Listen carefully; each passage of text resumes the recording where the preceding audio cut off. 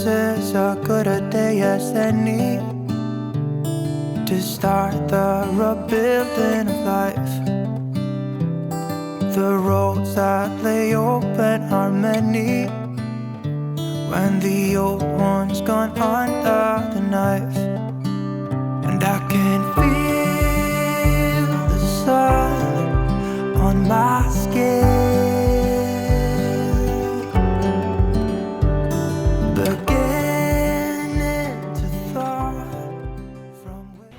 Morning everyone, thanks for joining me again on another little photographic vlog. This morning, what are we doing? It's springtime, it's in the UK, I'm heading off towards an ancient woodland with two species of plant I want to photograph. Probably the two most iconic plants that you get in the UK this time of year. It's a gorgeous spring morning, the May trees are out. Two species, what are they? I could give you a clue. You'll probably guess one of them fairly quickly. It is of course bluebell. But the first one is the wood anemone, both of which are a really good sign of ancient woodland, but I'm hoping to get some great photos of each. The light's swinging in between sunshine and shade, which is actually quite good. So I'm going to crack on now.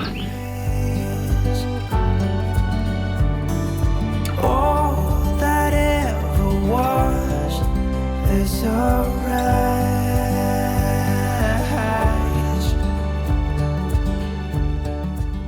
Right everyone, before we crack on and we're going to photograph the wood anemones and the bluebells, I thought I'd just have to show you something.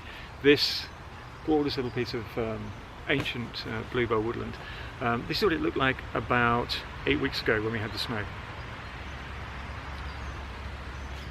Now we're back to this. But also incredibly the fields just there, which are literally 30 yards away. This is what I was experiencing as I walked through on the same weekend at the end of February, and it was about -5.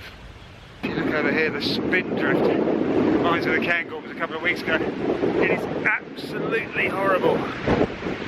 It's really, really bad. And it was incredible as I walked over the back of the fields and was doing photographing. It reminded me of being up in the cairngorms, as I mentioned there in that clip, but also there was spindrift going across the field, and it was more like being in the tundra than being in southeast UK and Kent. I'm going to go off now. Let's find the wood anemones. They're a beautiful, beautiful plant, and with this dappled light I'm getting, it works really well. So I'll have some options in shade, and hopefully some options with some backlighting, or maybe other options similar to that. I'm going to try and do the wood anemones first, as I say, and then the bluebells. Maybe if I can squeeze it into this long vlog, or I might make it a second vlog. We'll have to wait and see. So I hope you can join me. Let's go and get some photographs. Well, something's gotta give today. It's a good day today and not tomorrow. There's no time to borrow today.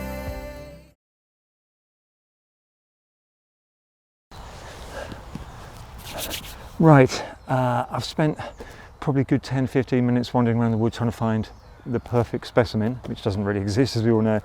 So today I'm just going to try and do the wood anemones. The bluebells, actually, you can't actually see. Look, they look great in places, but they've got further to come. But the smell in here is absolutely unbelievable. So, but what I'm trying to find is, I think the best way I can describe is find your specimen and wait for the light to be right. You can easily run around. You can see they've got shafts of light coming through this woodland. It's gorgeous. And today, what I'm trying to get, the first shot I want to get is a backlit shot, so sunlight hitting the petals of a particular wood anemone. Now, the danger, of course, is the sun is moving all the time, and I think all I can sort of recommend to you is guesstimate where that light's moving. Pick out the right specimen and then wait for it. The light will be fairly fleeting. If you chase around, you'll find that you'll be looking for ages. You get set up and the sun's quite not right, and then you think you're running down there, there's a better one over there, and you could end up getting nothing. So technique really easy. I've moved my tripod so that I've got the arm is lower, so I've got a bit more flexibility. The other great thing about that is I can move that arm so it can extend out and it can go out over the flowers. Lens wise, I'm using my 105mm macro, which is fantastic for this sort of thing. If you haven't got a macro, don't worry. I just say put my 70-200 on to see what that was like, and it didn't focus quite close enough, but I could have cropped in, and in some respect that if you have it wide open, as open it goes, that works just as well. So don't worry if you've just got a mid telephoto or a 70-200. The other thing I say, if you've got like 100-400, really try it. I think the longer focal lengths work really well to get that isolation of the flower. It's incredibly difficult to get good photos of loads of cluttered flowers. You can get the big colour effects, but I think the individual shots are better.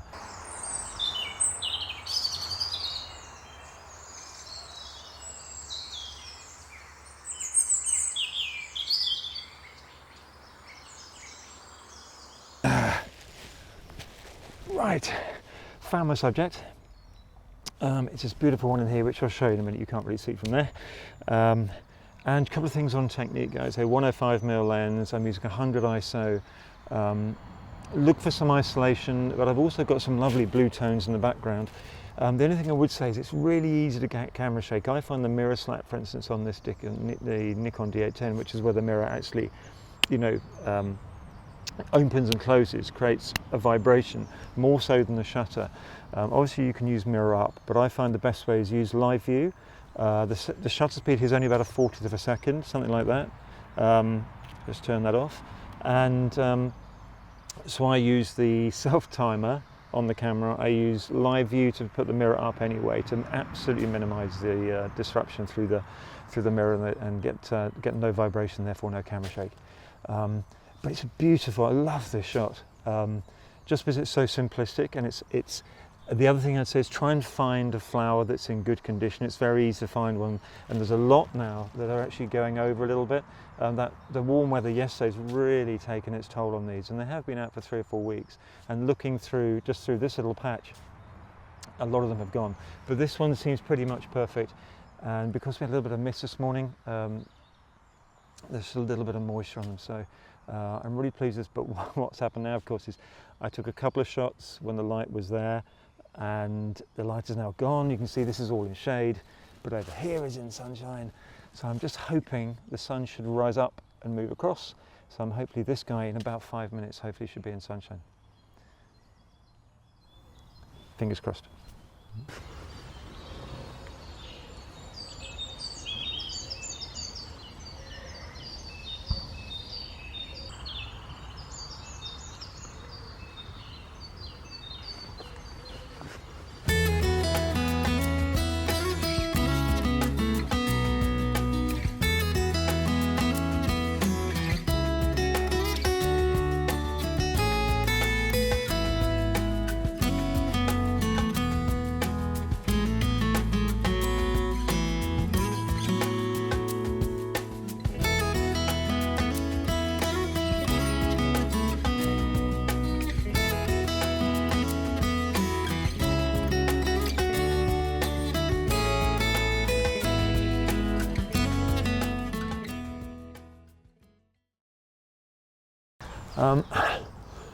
Well, I've been around the woods a couple of times, and I keep coming back to this same flower. And this one is isolated. It's not surrounded. There's lights behind it. I can't find a better one. And I've taken a couple of group shots, which I'll show you, but they don't really work either for the light, or the flowers are too damaged, or so forth. So I think I'm going to stick with this guy. And as the light changes, and as also bear in mind, as the day's coming on, it's now about 8:15, it's slowly opening up.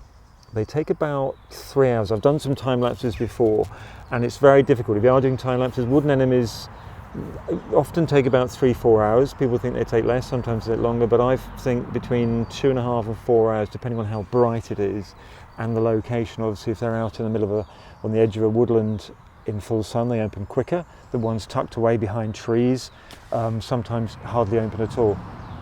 But these, I can actually see these have moved in the last hour.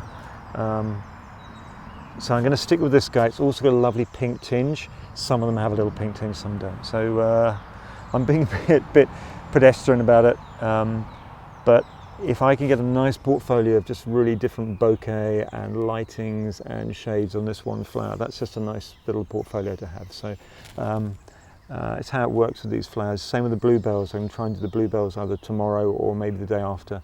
And they are beautiful, but trying to pick out which ones you do and which ones you don't, and then the wider shots. Bluebells work much better with that massive colour. Wood anemones being white doesn't work quite so well.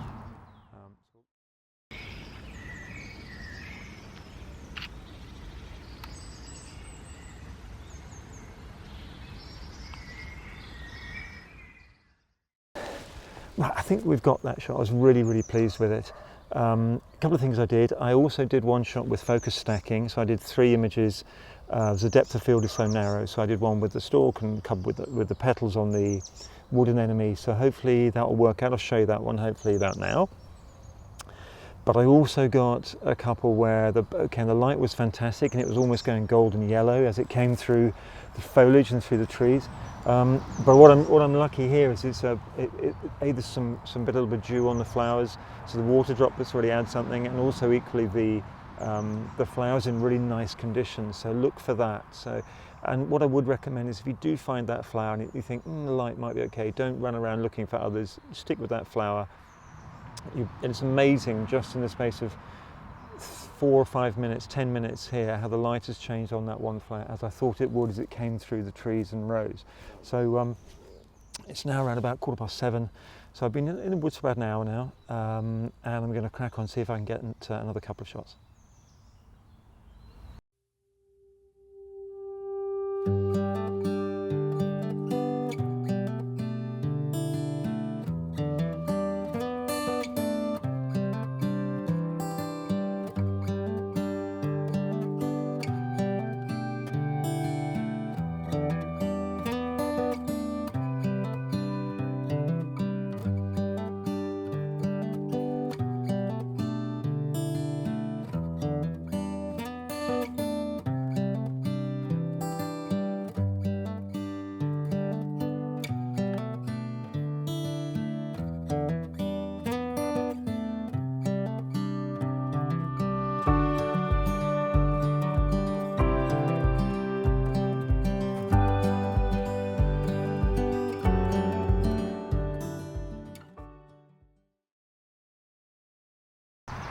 Hi everyone, this rather reminds me of my wildlife dog. I'll be sitting and waiting for the light on a wood anemone, and hopefully you've enjoyed this. I've shown you 1 or 2 techniques. I say focus stacking, remember your exposure compensation, but there is nowhere better to be than an English woodland on a spring morning. It's unbelievable. I'm surrounded by birdsong and the sun's coming up. It's going to be about 22 degrees later.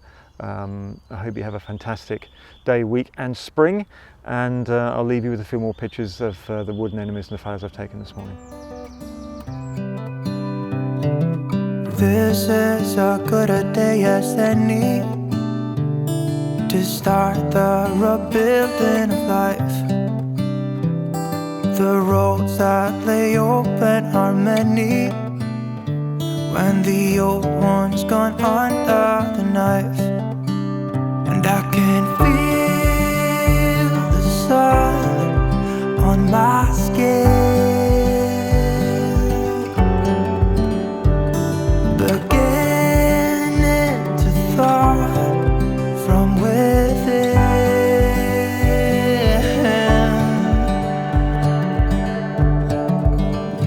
Today and not tomorrow.